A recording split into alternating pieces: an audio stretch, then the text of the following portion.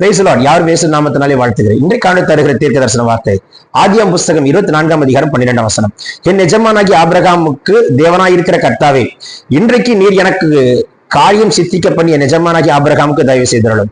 பாருங்கள் எப்படி சொல்லிக்கிற, எஜமானாகி ஆபிரகாமுக்கு தேவனாயிருக்கிற கர்த்தாவே. ஏன் எலியேசர் எப்படி சொல்லியிருக்கலாமே, என் தேவனாகி கர்த்தாவேன்னு சொல்லியிருக்கலாமே. அதே என் எஜமானாகி ஆபிரகாமுக்கு தேவனாயிருக்கிற கர்த்தாவே. ஒரு தனக்கு மேல வழி நடத்துகிற தன் எஜமானை எவ்வளவு முக்கியத்துவப்படுகிறதா பாருங்க.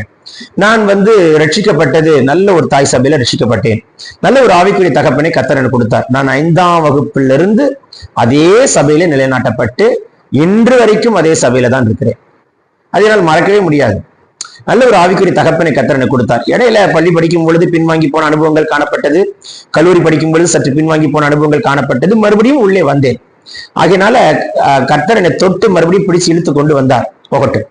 ஏன் நான் சொல்லுகிறேன் என்றால், என் ஆவிக்குரிய தகப்பனுடைய தேவனாகிய கர்த்தருக்கு ஸ்தோத்திரம் என்று நான் சொல்லுகிறதுல தவறு கிடையாது. ஆனால் என் தேவனாகிய கர்த்தருக்கு ஸ்தோத்திரம் என்று சொல்லுகிறதிலும் தவறு இல்லை. கர்த்தருக்கு ஸ்தோத்திரம் எவ்வளவு தாழ்மையுள்ள ஒரு வார்த்தை. அதுதான் நான் சொல்ல வரேன். தாழ்மை தான் ரொம்ப முக்கியம். எவ்வளவு உயரத்துக்கு போனாலும் நம்ம எங்க கற்றுக்கொண்டோமோ, எந்த இடத்துல வளர்ந்தோமோ அதை மறக்க கூடாது. That's what God wants to tell you today.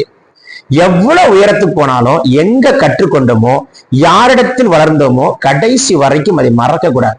உங்களை தூக்கி விடுகிறதற்கு, உங்களை உயர்த்துகிறதற்கு, உங்களை தட்டி விடுகிறதற்கு, உங்களை என்கரேஜ் பண்ணி உங்களை நன்றாக இன்னும் நீங்க பிரகாசிக்க வேண்டும் என்று நினைக்கிற நபர்களை வாழ்க்கையில விட்டு விடாதீர்கள். நான் கற்றுக்கொண்டதுதான் உங்களுக்கு நான் சொல்லுகிறேன்.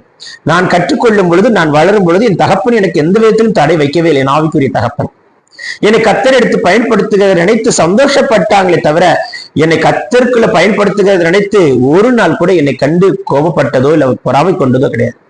அதனால்தான் ஆண்டவருக்கு நன்றி சொல்லிட்டு நல்ல தகப்பனை கர்த்தர் கொடுத்தார். நல்ல தகப்பன்மார்களை கண்டுபிடிக்கிறது ரொம்ப கஷ்டம். இன்றைக்கு ஆண்டவர் உங்களோடு சொல்கிறார், நீங்கள் கற்றுக்கொண்ட இடத்தையும் வளர்ந்த இடத்தையும் வாழ்க்கையில மறந்து விடாதீர்கள். என்றைக்கும் அதுக்கு உண்மையா இருங்க. ஸ்தோத்திரம். உண்மையா இருங்க. கர்த்தர் உங்களை நிச்சயமா பல மடங்கு உயர்த்துவார். சோ கற்றுக்கொண்ட இடத்தையும் கற்றுக்கொள்ளும்படிக்கு வைக்கப்பட்ட நபரையும் மிஸ் பண்ணிடாதீங்க. இதான் நான் சொல்ல விரும்புகிறேன். அதனால்தான் எலியேசரை கொண்டு கர்த்தர் வைத்த திட்டத்தை செய்து முடித்தார். இன்னைக்கு உங்களுக்கு செய்து முடிப்பார். God bless you. இந்த நாளில் பிறந்த நாள் திருமண காண்பர்களை ஆசீர்வதிப்பாராக. வியாதி நீங்கட்டும். So don't forget. கர்த்தர் சொன்ன வார்த்தையை விட்டுறாதீங்க, பிடிச்சுக்கோங்க.